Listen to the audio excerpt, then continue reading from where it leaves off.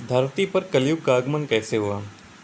भगवान श्री कृष्ण द्वारा पृथ्वी छोड़े जाने के बाद पांडव भी हिमालय के रास्ते स्वर्ग चले गए। इससे पहले पांडवों ने अपना राज्य अभिमन्यु और उत्तरा के पुत्र परीक्षित को सौंप दिया। एक दिन राजा परीक्षित शिकार पर जा रहे थे कि रास्ते में उन्हें एक व्यक्ति हाथ में डंडा लिए बैल और गाय को पीटते हुए दिखा। उस बैल के एक पैर था और गाय कामधेनु दिख रही थी।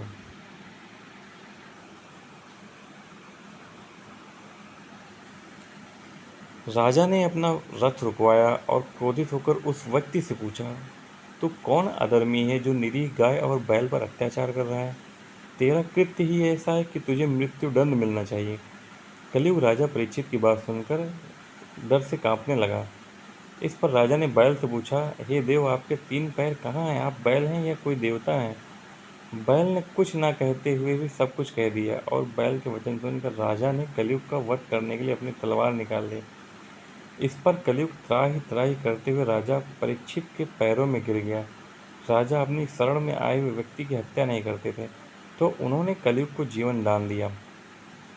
राजा परीक्षित जी बहुत ही ज्ञानी थे। वह चंद शब्दों से बैल के रूप में धर्म और गाय के रूप में धरती माँ को पहचान रहे थे।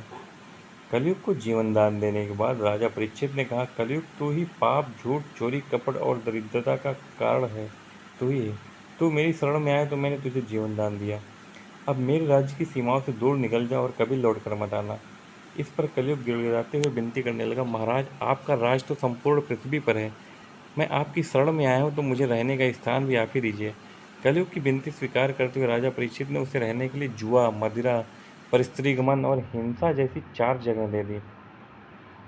इस पर कलयुग ने विनती की, राजन, ये चारों जगह मेरे लिए पर्याप्त नहीं है, आप एक और स्थान मुझे दीजिए। इस पर राजा ने उसे सोने अर्थात स्वर्ण में रहने की अनुमति दे दी और शिकार के लिए आगे बढ़ गए।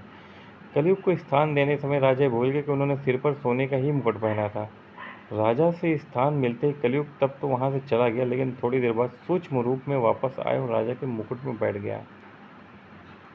शिकार के रास्ते में राजा को प्यास लगी और वह समीक ऋषि के आश्रम में चले गए।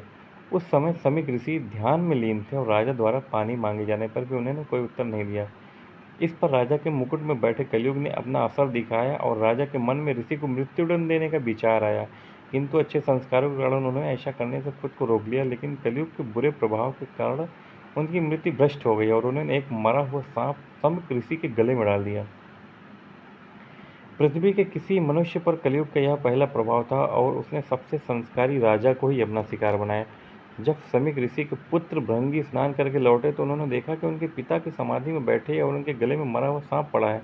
यह देखकर वो बहुत क्रोधित हुए और पता करने पर उन्हें एक राजा द्वारा यह कृत्य करने के लिए बारे में पता चला।